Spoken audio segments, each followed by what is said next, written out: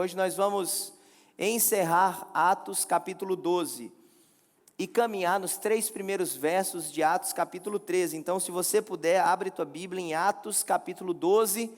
E hoje nós iniciamos uma nova série. Nos próximos 6 domingos trataremos sobre ela, intitulada Separados para Discipular. Separados para Discipular.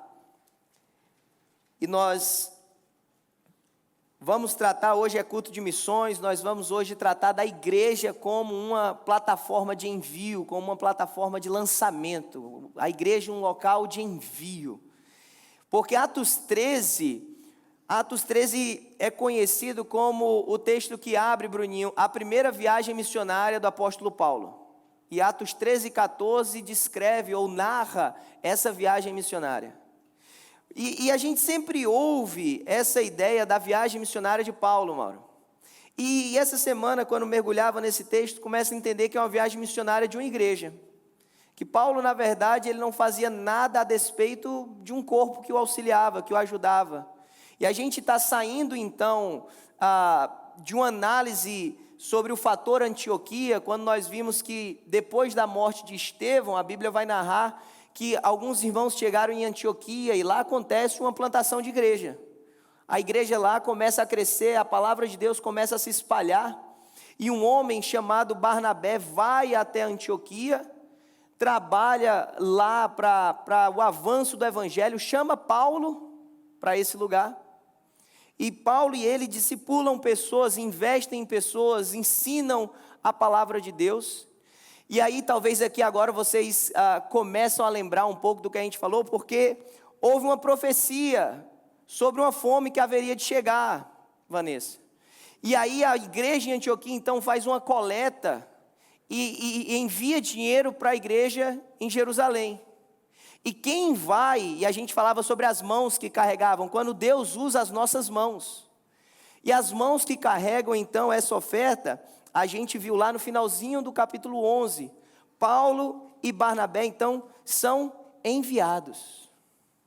Aí nós paramos por 2 domingos, cortando a série, Kate, entre Fator Antioquia, demos uma breve pausa de 2 domingos, tivemos o domingo dia 25 de janeiro, um domingo em que a Kate compartilhou o seu testemunho sobre os 40 dias intencionais. Quem ouviu o testemunho da Kate? Então, quem ouviu pode cobrar o risoto da Kate, em nome de Jesus.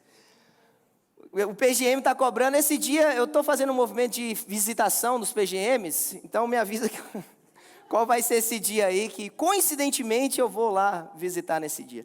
Mas por sinal, só um parênteses, meu irmão, se envolva com um pequeno grupo multiplicador.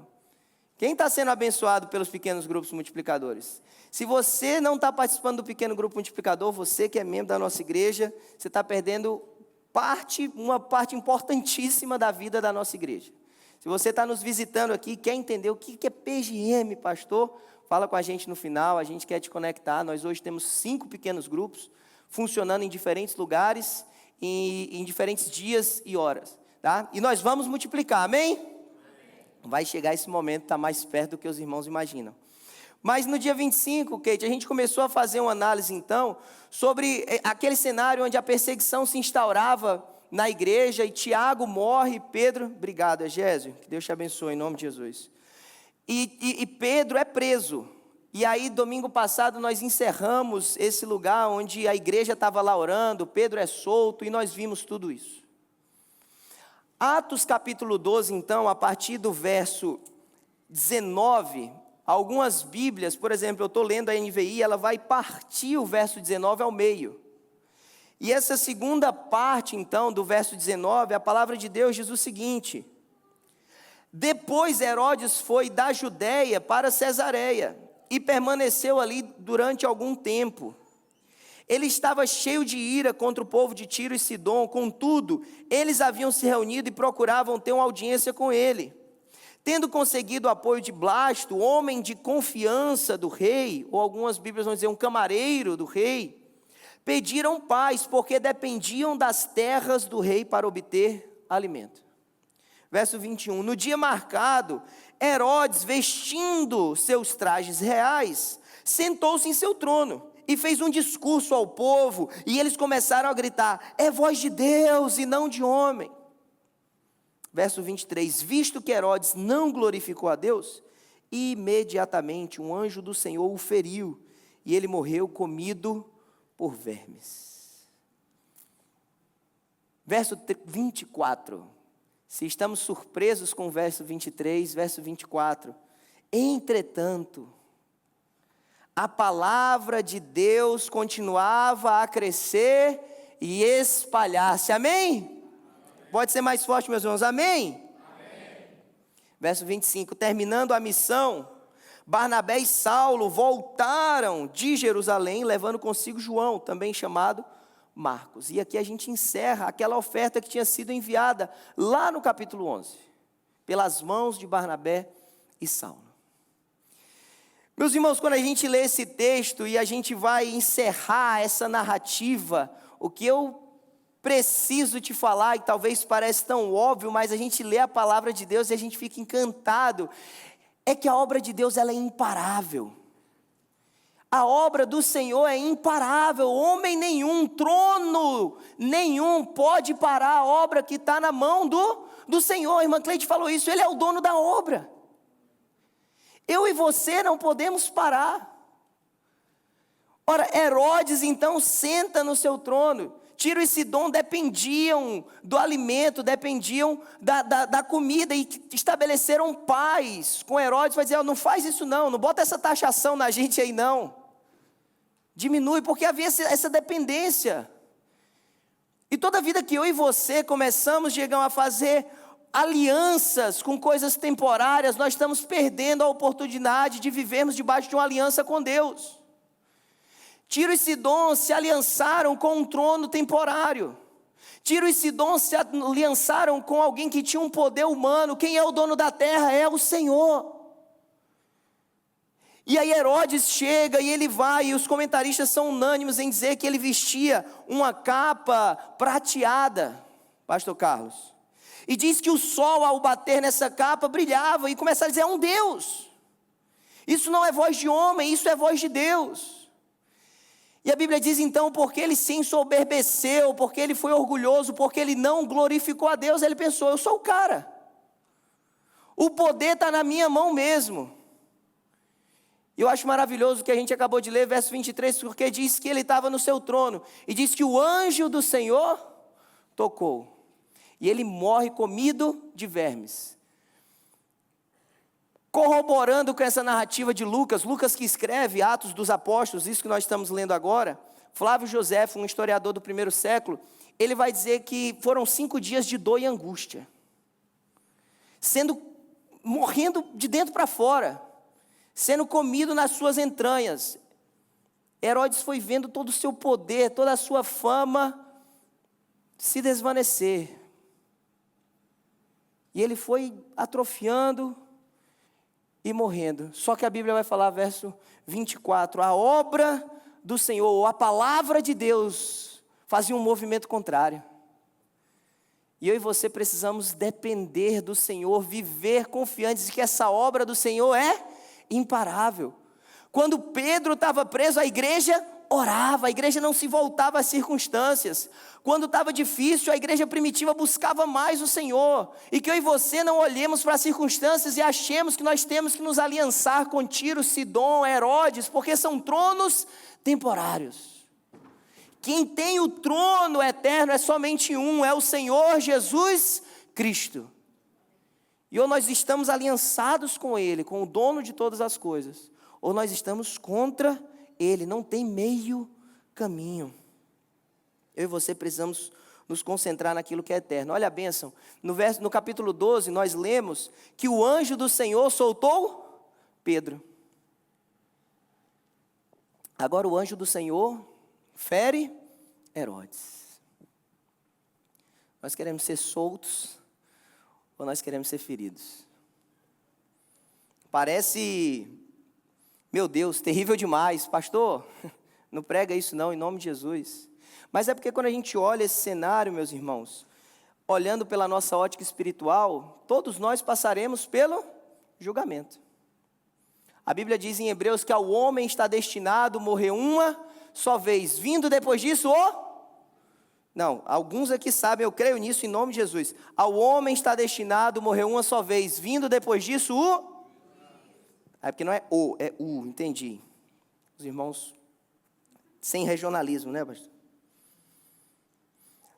A continuação desse texto, verso 28, Hebreus 9, 28. Assim também Cristo foi oferecido em sacrifício uma única vez para tirar o pecado de muitos. Hebreus 9, 28. Aparecerá uma segunda vez, não para tirar o pecado, mas para trazer salvação aos que o aguardam. Quando nós estivermos diante do trono do Senhor, nós iremos responder se escolhemos servir a Ele, a obra imparável, ou se nós nos curvamos aos tronos de Herodes, aos nossos próprios tronos, aos nossos próprios prazeres. Meu convite para você, receba Jesus hoje, se você ainda não recebeu. Esse teu coração está caminhando distante, está temendo mais coisas temporárias do que as coisas eternas. Eu quero te dizer, confia no Senhor. Ele é o Senhor de todas as coisas, Ele é o dono de todas as coisas, é Ele que sustenta todas as coisas, Ele é o justo juiz, Ele continua sentado no seu trono. Pode vir Herodes que for. Se você e eu servirmos de fato ao Senhor, nós estaremos seguros, porque servimos aquele que verdadeiramente reina.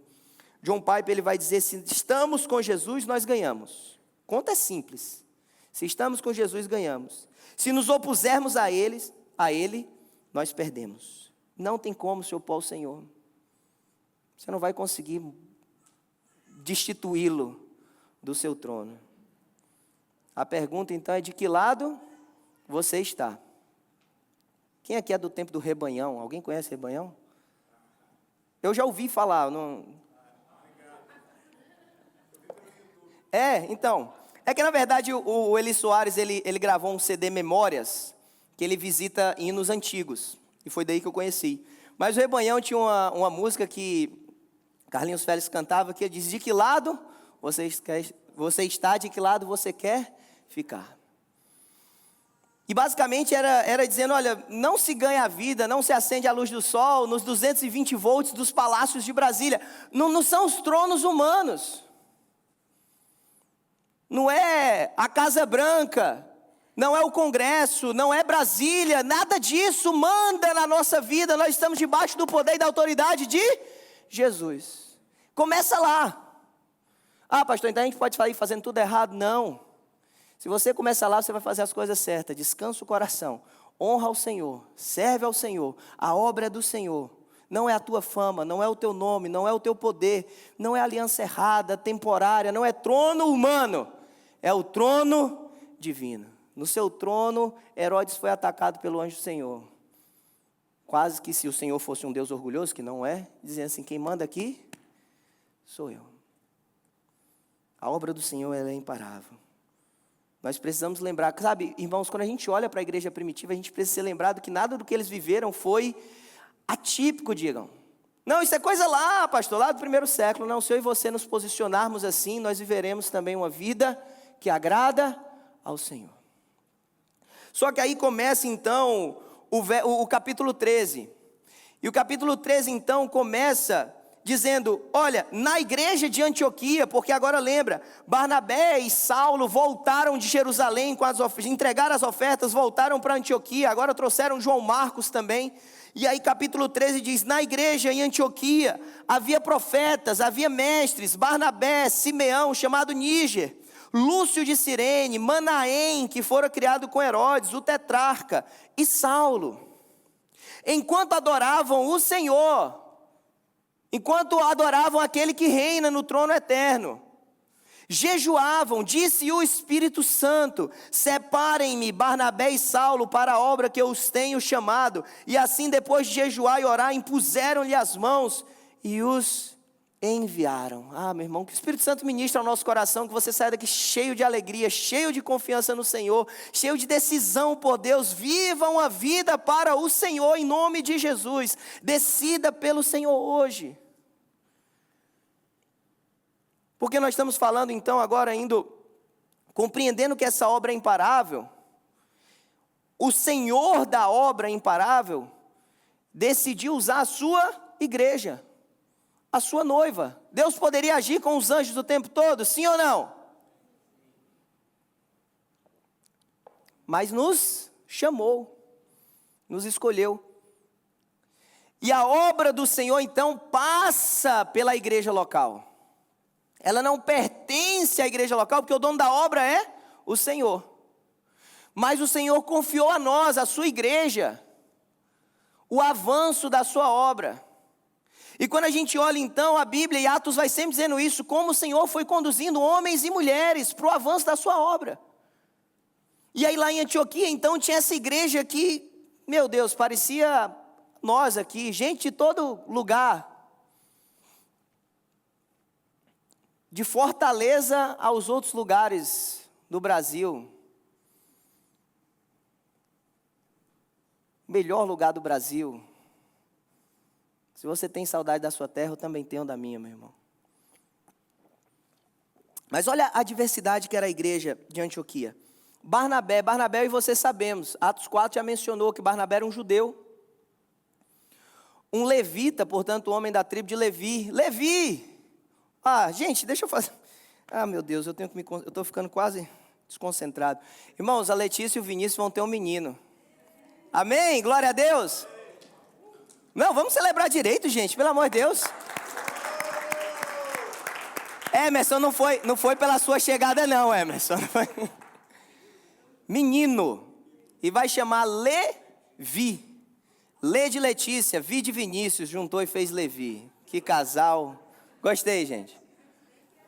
Super, minha esposa é Pauline, porque o pai é Paulo, a mãe é Jaqueline, então tá tudo certo. Quem sou eu para falar? Meus irmãos, tinha Barnabé da tribo de Levi, um judeu. Aí a Bíblia segue dizendo então que tinha Simeão.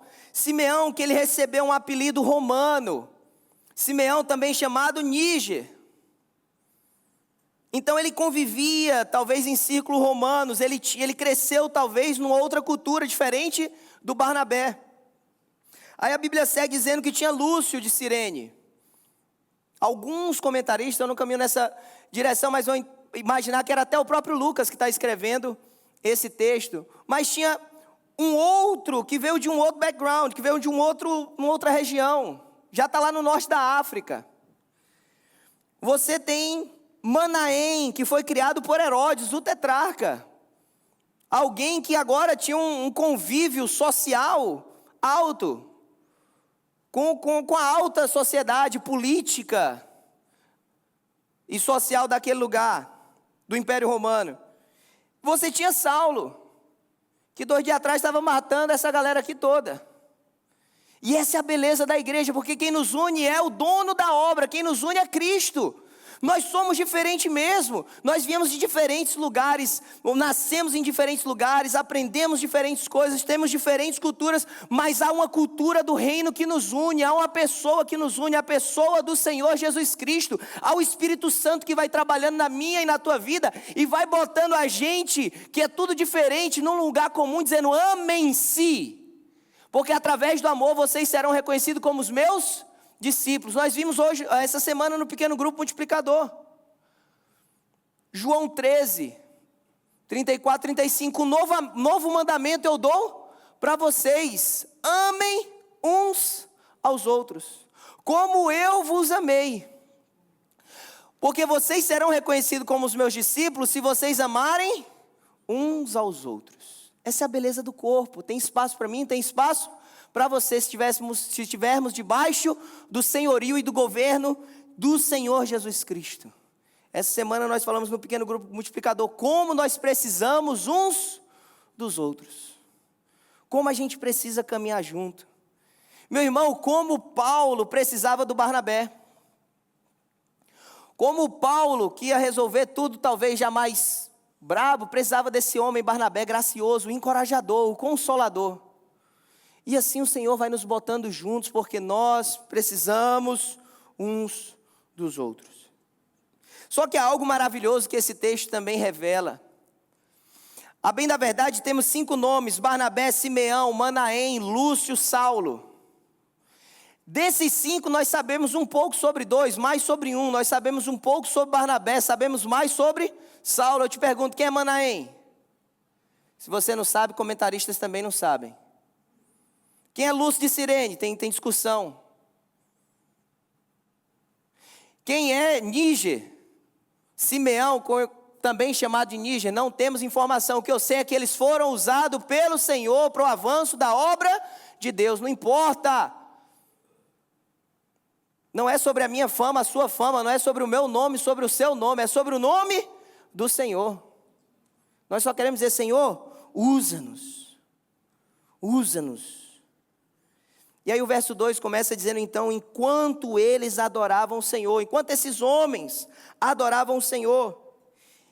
E a ideia do adorar aqui é literalmente, enquanto eles estavam no serviço, cultuando ao Senhor. Essa expressão no original grego, é daí que vem para nós no português a expressão liturgia. Então enquanto eles estavam na liturgia, enquanto eles estavam servindo ao Senhor, enquanto eles estavam adorando como igreja, o que acontece? Eles estavam lá adorando, jejuando, e o Espírito Santo é que fala com eles. Quando eu olho, eu amo a igreja local, não é só porque eu sou pastor de igreja local, mas é porque o Senhor, a Bíblia nos aponta para esse lugar. A igreja local, essa igreja, não é pela placa, mas essa igreja como corpo de Cristo é importante. Essa igreja local é importante, é um lugar onde nós amadurecemos, crescemos, servimos, lapidamos um ao outro pela ação do Espírito Santo de Deus em nós. Nós precisamos estar ligados ao corpo. Não dá para a gente viver, não preciso da igreja. Para ser salvo você não precisa mesmo não, você precisa de Jesus. Só que se você ama o Senhor Jesus, você se liga com o corpo. E liga valendo.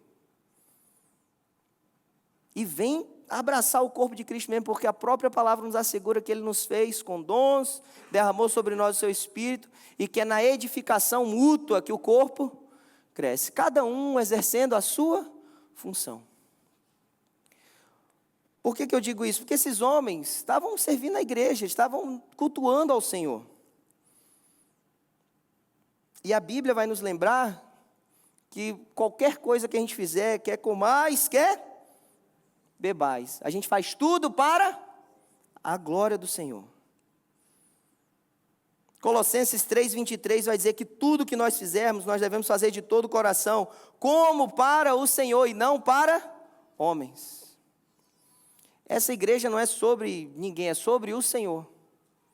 É sobre Ele ser o centro. Nós cantamos isso em inglês, Senhor, seja o centro.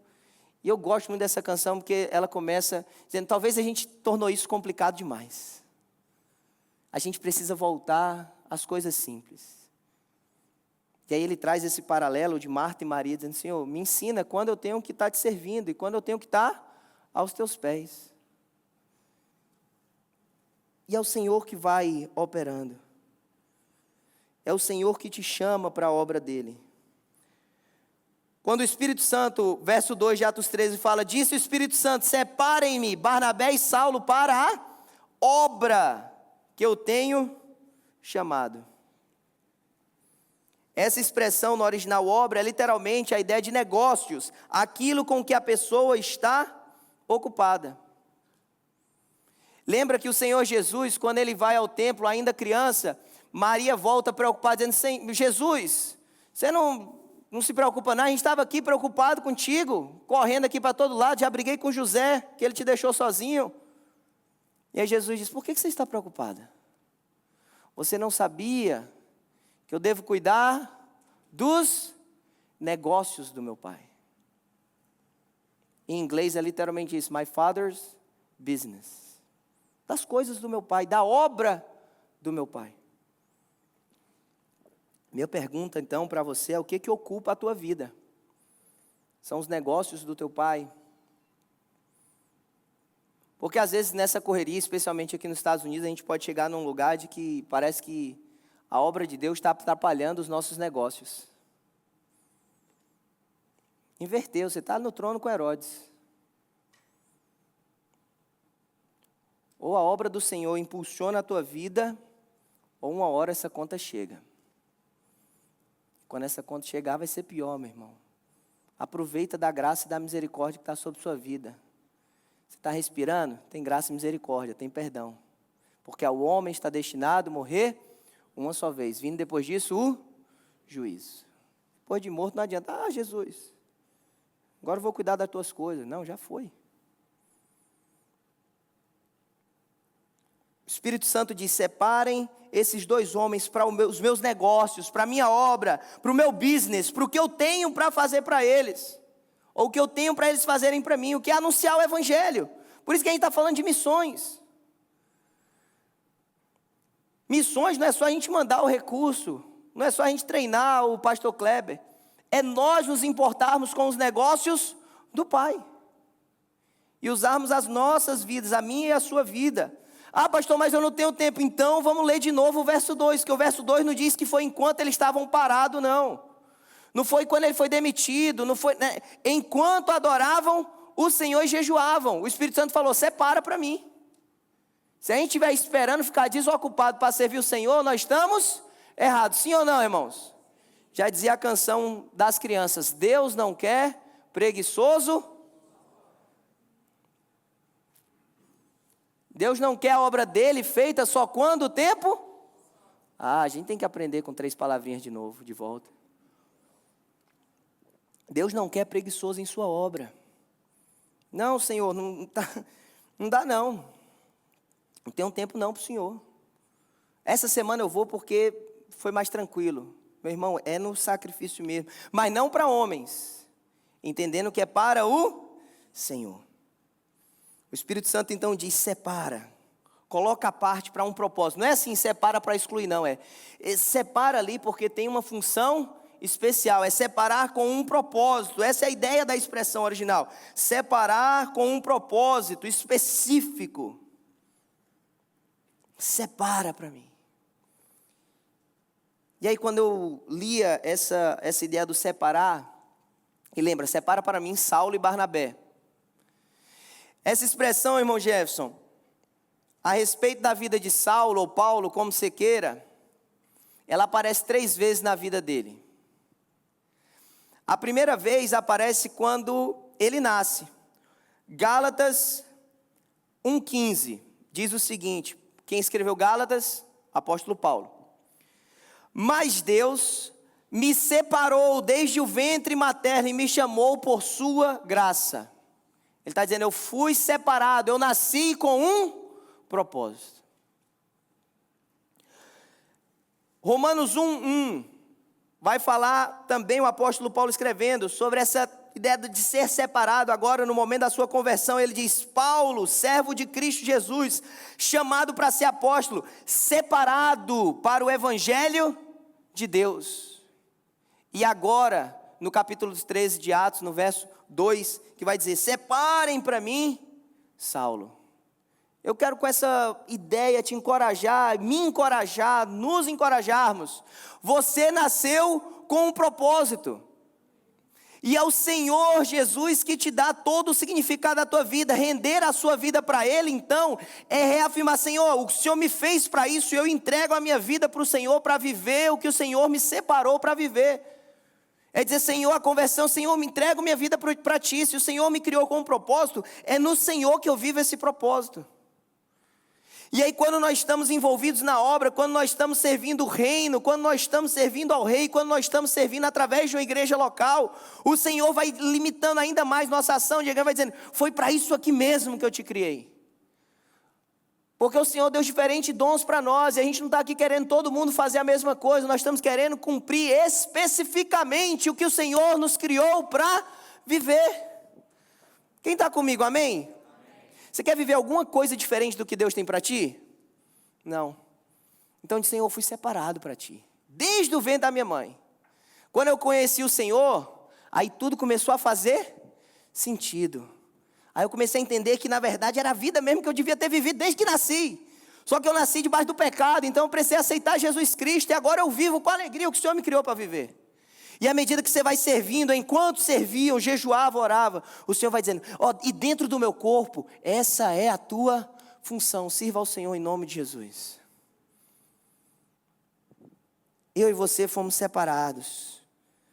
Você nasceu debaixo desse propósito. Entregar a vida para o Senhor Jesus e estar alinhado nesse propósito. E servir ao Senhor vai te dar a dimensão do propósito específico que o Senhor te separou. Se você não está vivendo isso, comece orando. Não para de servir. Eu vou ficar aqui de braço cruzado, quando eu entender eu começo. Não, era enquanto serviam. Aí desenvolva disciplinas espirituais. Enquanto eles oravam e jejuavam. Então começa. Vai para o jejum e para a oração. Senhor, fala comigo. Senhor, me ajuda. Senhor, me mostra. Senhor, revela. Senhor, qual o teu querer? Senhor, me coloca cada vez mais diante do teu propósito. Jejum e oração. Busca ao Senhor. Nós saímos agora de uma caminhada de 40 dias intencionais. Nos levando para esse lugar de viver missões, de viver o propósito. Se você não fez esses 40 dias conosco, amanhã começa, vai lá no dia 1, está lá no Igreja Batista Brasileira Central no YouTube. Se você está fazendo isso, te edificou de alguma forma, compartilha com a gente. É tão bom a gente saber que o trabalho foi feito e que Deus alcançou vidas. Eu quero honrar a vida do Diegão. Diegão aqui tem um trabalho maravilhoso de subir esses vídeos, de editar esses vídeos e botar no YouTube. E Deus está te usando, Diegão. Que Deus te abençoe em nome de Jesus. Às vezes é tarde da noite, ele está lá me perguntando se tem vídeo. E aí, ele que me encorajou a fazer os vídeos, que eu queria deixar a vida dele mais fácil. Ele não quis a vida mais fácil, eu disse que ia mandar áudio, ele quis vídeo. E que Deus te abençoe, Diegão. Chegamos ao término de um ciclo e Deus continue te usando, em nome de Jesus. Agradeça ao Diego no final, você que está sendo abençoado aí pelos vídeos. Agradeça ao Diego, em nome de Jesus. Para a gente terminar, meus irmãos, porque a fome já chegou e era o que eu precisava, a equipe da cozinha me pediu para deixar vocês com fome, para a comida ficar mais gostosa. Verso 3. Assim, depois de jejuar e orar, impuseram-lhes as mãos e os enviaram. Bruninho, a igreja é esse lugar, Bruninho. A igreja é esse lugar, Fabrício, onde a gente quer ver irmãos alçando voos soprados pelo Espírito Santo de Deus. Onde a gente não está aqui tentando produzir algo para nós mesmos. A gente está aqui para impulsionar cada um de vocês a viver o que o Senhor chamou vocês para viver. Aqui não é um culto de ordenação de Saulo e Barnabé. Ora, Barnabé já vinha de Jerusalém ajudar, Barnabé já tinha esse respaldo dentro do conselho apostólico, ou seja, dentro dos apóstolos. Saulo era Saulo, né? Paulo é Paulo. A igreja impõe as mãos, pastor Carlos, aqui para dizer, vocês vão debaixo da bênção. Vocês vão debaixo da nossa aprovação, vocês vão debaixo... A gente só está obedecendo ao Espírito Santo. Porque se essa obra é imparável e o Senhor conta com a sua igreja para essa obra, nossa função não é nem chamar ninguém para a obra, nem possuir a obra. Nossa maior função é não atrapalhar a obra, é enviar. Senhor, é o Espírito Santo, Atos 13:2, separem para mim. Então é Ele. Para a obra é dele. Que eu os tenho chamado, quem chamou foi Ele. A igreja só ouve o Espírito Santo, diz, Senhor, se é isso que o Senhor quer, nós abençoamos. Essa imposição de mãos, nós te abençoamos. Paulo e Barnabé, ou Saulo e Barnabé, vocês vão debaixo da bênção, vocês vão debaixo da nossa alegria. E o que eu acho maravilhoso aqui é que eles enviam o melhor. Que igreja queria perder Saulo, meus irmãos? Não, esse aí não vai não, manda outro. Que igreja queria perder Barnabé? Manda Manaém. Quem é Manaém? Manda Manaém. Eu quero, como pastor, ter a graça da gente poder abençoar e quem o Senhor chamar, nós equiparmos pessoas e mandarmos o melhor para o reino de Deus. Amém? Quando a gente olha para o pequeno grupo, meus irmãos, a visão do pequeno grupo é multiplicar. É que de cada pequeno grupo, mais pessoas possam ser alcançadas. E a gente nunca vai usar a expressão, o pequeno grupo dividiu. A gente sempre vai dizer, o pequeno grupo multiplicou. E vá ao melhor, multiplica e mais. Sua vida é tão importante, meu irmão, sua vida é tão preciosa. Você que está nessa igreja servindo já, você que está visitando, eu quero te dizer, você foi criado com um propósito. E a melhor coisa é a gente viver o propósito de Deus.